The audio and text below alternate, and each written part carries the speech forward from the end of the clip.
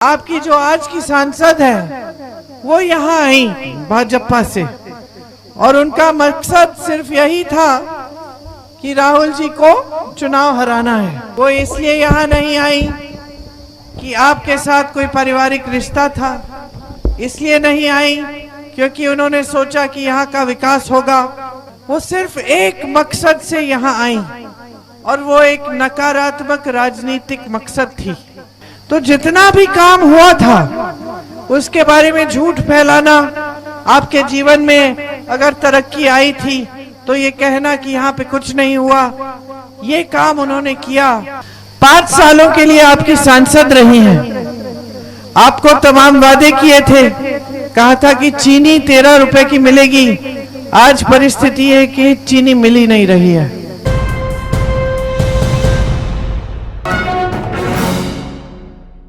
कुछ सालों पहले आपकी जो आज की सांसद है वो यहाँ आई भाजपा से और उनका मकसद सिर्फ यही था कि राहुल जी को चुनाव हराना है। वो इसलिए यहाँ नहीं आई कि आपके साथ कोई पारिवारिक रिश्ता था, इसलिए नहीं आई क्योंकि उन्होंने सोचा कि यहाँ का विकास होगा, इसलिए नहीं आई क्योंकि उनको ये समझ थी कि आपकी बहुत बड़ी बड़ी समस्याएं हैं, उनको सुलझाना है। वो सिर्फ एक मकसद से यहाँ आई और वो एक नकारात्मक राजनीतिक मकसद थी। वो मकसद ये थी कि वो चुनाव यहाँ लड़ेंगी और राहुल जी को हराएंगी और पूरे देश का आकर्षण इस तरफ करेंगी कि देखिए ये अमेठी क्षेत्र है, यहाँ से गांधी परिवार के सदस्य चुनाव लड़ते हैं और देखो यहाँ की जनता का क्या हाल है।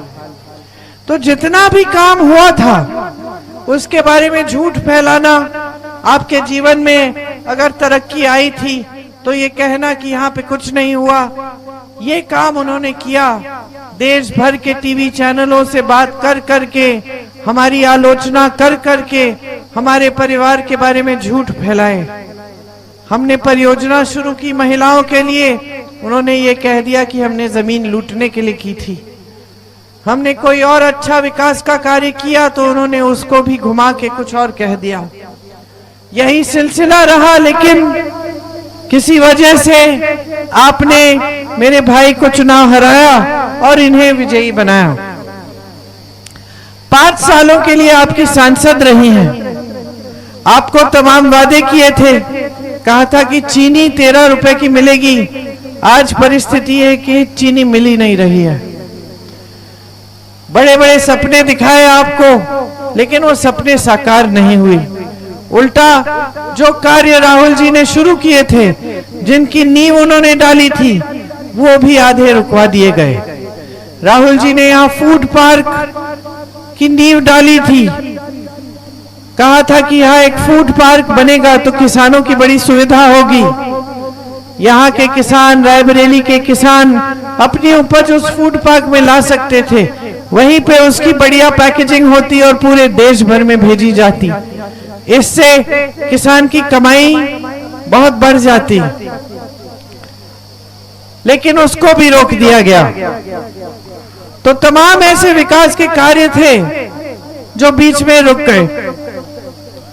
यहाँ की राजनीति भी बदल गई। यहाँ की राजनीति जो आपने मेरे पिताजी के साथ स्थापित की थी, वो सेवा की राजनीति थी, समर्पण की राजनीति थी। नेता आता था तो पूरी समझ से आता था कि जनता ने सब कुछ दिया है, अहंकार नहीं था उसमें। आज आपकी सांसद आती हैं, मंत्री हैं, 10 सालों से मंत्री रही हैं, इसी बात के आधार पर कि आपकी यहाँ पे चुनाव लड़ी। लेकिन अगर 5 ऐसे काम गिना सकती हैं जो अपने मंत्रालयों से उन्होंने अमेठी क्षेत्र के लिए किए हों, तो आपको फिर पता चले कि कम से कम कुछ किया है। लेकिन दुख की बात यह है कि उन्होंने सिर्फ और सिर्फ नकारात्मक राजनीति की है। जितने वादे किए उनको पूरा नहीं किया। आज आपके जीवन में तरक्की नहीं है, लेकिन जिस पार्टी से वो आती हैं, भाजपा, उस पार्टी का यही इतिहास रहा है। बड़े बड़े वादे, जमीन पे कुछ नहीं। प्रधानमंत्री मोदी जी ने भी ऐसे बड़े वादे किए थे। उन्होंने कहा था कि आपको 2 करोड़ रोजगार देंगे। उन्होंने कहा था कि किसान की आमदनी दुगनी होगी, कि दुनिया से काला धन लेकर वापस आएंगे और 15-15 लाख रुपए आपके खातों में डालेंगे। सच्चाई यह है कि आज मेरी बहनें महंगाई का सामना नहीं कर पा रही हैं। यहां बैठी हैं, जानती हैं कि जब दुकान जाती हैं आधे सामान छोड़ के आ जाती हैं। जानती हैं कि जब बच्चे का इलाज करना पड़ता है, बीमार पड़ता है, तो घबराहट होती है कि डॉक्टर के पास ले जाएंगे तो फीस कैसे भरेंगे। जानती हैं कि जब बच्चा बड़ा होता है, उसको विश्वविद्यालय भेजना है, प्राइवेट में उसकी पढ़ाई करनी है, या किसी परीक्षा के लिए ट्यूशन भेजना है, तो पैसे काफी नहीं होते। यहाँ खड़े मेरे भाई जो किसान हैं जानते हैं कि खेती से कमाई आजकल हो नहीं रही है। आप दिन भर काम करते हैं, मेहनत करते हैं, पसीना बहाते हैं, रात को आप मचानों में जाकर खेतों की सुरक्षा करते हैं, पहरेदारी करते हैं ताकि आवारा पशु न खा जाए, लेकिन फिर भी आपकी कमाई पूरी नहीं हो रही है। आपको बच्चे को पढ़ाना पड़ेगा तो कर्ज लेना पड़ेगा, बेटी की शादी होगी तो कर्ज लेना पड़ेगा। और मोदी जी के 10 सालों के राज में बेरोजगारी इतनी बढ़ चुकी है कि अगर आपने बच्चों को पढ़ा भी लिया तो भी बच्चे को रोजगार नहीं मिलेगा। आज 70 करोड़ बच्चे, नौजवान इस देश में बेरोजगार हैं। 30 लाख पद खाली हैं, भरे नहीं गए हैं। बेरोजगारी चरम पे है। 45 सालों में इतनी बेरोजगारी नहीं रही जितनी आज भारत में है। और आपके प्रधानमंत्री मोदी जी जब आपके सामने प्रचार के लिए आते हैं तो इसकी चर्चा नहीं करते कि 45 सालों में भारत में बेरोजगारी सबसे ज्यादा है।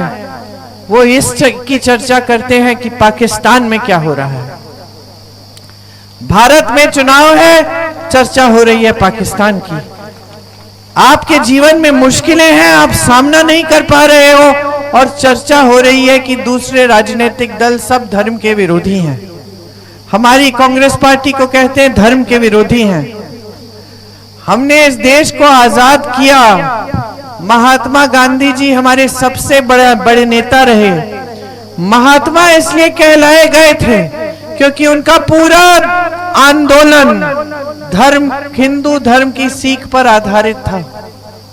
हिंदू धर्म की सीख ये थी कि सत्य के पथ पर चलो, अहिंसा दिखाओ, और उन्होंने यही किया।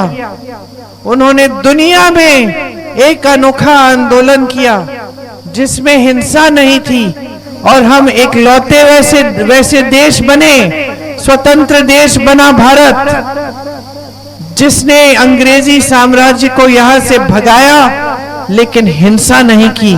अहिंसा और सत्य के आधार पर एक आंदोलन किया जिससे वो झुक गए और वो चले गए। महात्मा गांधी को जब गोली लगी तो महात्मा गांधी के मुंह से ये लफ्ज निकले, हे राम, हे राम, हे राम। उन्होंने ये पार्टी बनाई, अपनी शहादत से इस देश को आजाद, इस देश की आजादी को सींचा, इस धरती को सींचा। उनके बाद जितने नेता रहे, देशभक्त रहे, महान, जवाहरलाल नेहरू जैसे नेता, इंदिरा गांधी जैसी शहीद, राजीव गांधी जैसे शहीद, जिनको आज मोदी जी देशद्रोही कह रहे हैं।